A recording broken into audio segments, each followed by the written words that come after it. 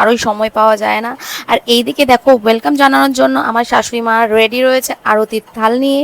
এত বছর পর আবার আমার নতুন করে গৃহপ্রবেশ হচ্ছে।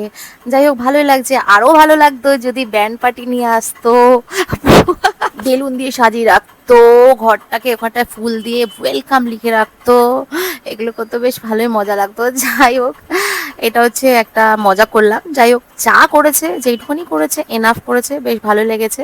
পায়েস করেছে, আইসক্রিম, চকলেট, কত কিছু নিয়ে এসেছে। এদিকে দেখো পার্থিব তো একটার পর একটা আইসক্রিম, চকলেট, টাকা পয়সা, জামা, মানে সব কিছু ঢুকতে না ঢুকতেই পেয়ে গেছে।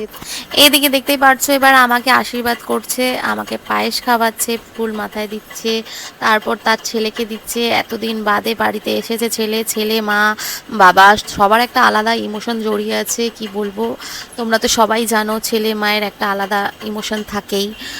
ছেলে এতদিন পরে ঘরে আসছে। তো আমরা ফাইনালি এবার ঘরে ঢুকলাম। এই ঘরে ঢুকতেই হচ্ছে এটা আমাদের ঠাকুর ঘর, তারপরে হচ্ছে আমাদের রান্নাঘর, তারপরে হচ্ছে আমার শ্বশুর শাশুড়ি ঘর, তারপরে এখন আমরা যেটা যাচ্ছি সেটা হচ্ছে আমার বরের ঘর, যেটা এতদিন পর আসছে। তো বরের ঘর বলতে কি আমারও ঘর, মানে আমাদের সবার ঘর, যেহেতু আমরা এখন থাকছি না, তো এটা সবারই ঘর বলতে গেলে। তো দেখো এবার এদিকে খাওয়ার আমাদের রেডি হয়ে গেছে। ছেলে এতদিন পরে বাড়িতে এসছে, দেখো ছেলের জন্য আয়োজন দেখো। বড় বৌমার জন্য একটা বড় বৌমা ছেলে। বাবা তুই সব জায়গা থেকে সবকিছু জোগাড় করেই ফেলছিস। হ্যাঁ ছোটগুলো কই তো ছোটগুলো কই বেটা, তো ছোটগুলো দাও তো, খালি পাই না নাম দে।